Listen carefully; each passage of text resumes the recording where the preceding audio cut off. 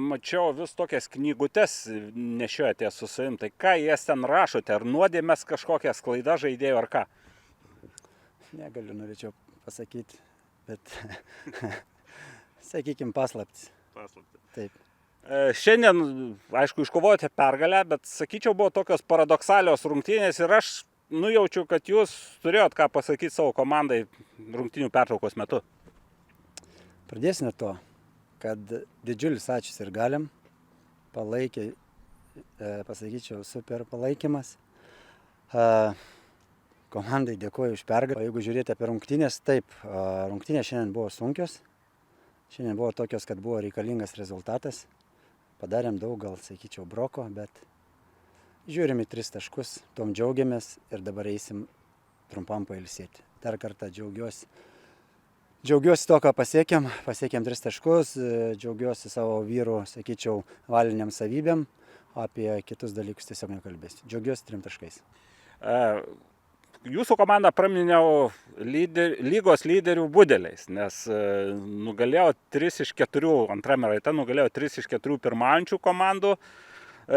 Ar nėra tokio dalyko, kad kartais būna nusiteikti prieš lyderius lengviau, nei kad žaidžiant prieš komandas, kurios yra žemiau? Na, kaip ir kalbėjome su vaikinais, kad ir pirmą ratą mes turėjom tokį gerą etapą, kur turėjom nemažai pergalių, tai ir dabar žaisti prieš lyderius yra viena, o žaisti prieš komandas, kurios yra tavo lygio, yra visai kita. Tai yra visai kiti dalykai, apie kuriuos mes daug kalbėjom, stengiamės daug įdiegti per treniruotės, bet, sakyčiau, gal šiandieną tas toks, gal per trumpas laiko tarpas, kad mums pavyktų viską padaryti. Ir džiaugiuosi, kad galiausiai viskas baigėsi taip, kad mums viskas yra laimingai. Ir paskutinis toks klausimas vis tiek apie rungtynes. Dar atkreipiau dėmesį, kad pirmi keitimai buvo atakuojančios grandies žaidėjų ir reikia pasakyti, kad žaidėjai, kurie pasirodė po keitimų ko, bet energijos tikrai įnešė.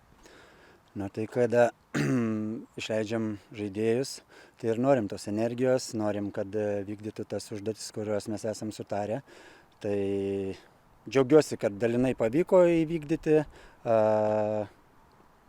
Kaip ir minėjau, visais džiaugiuosi, kas netiko, mes stengsimės ištaisyti treniruočių procese, o dabar tiesiog einam truputėlį pailsėti. Ačiū. To ir linkiu pailsėti. Ačiū.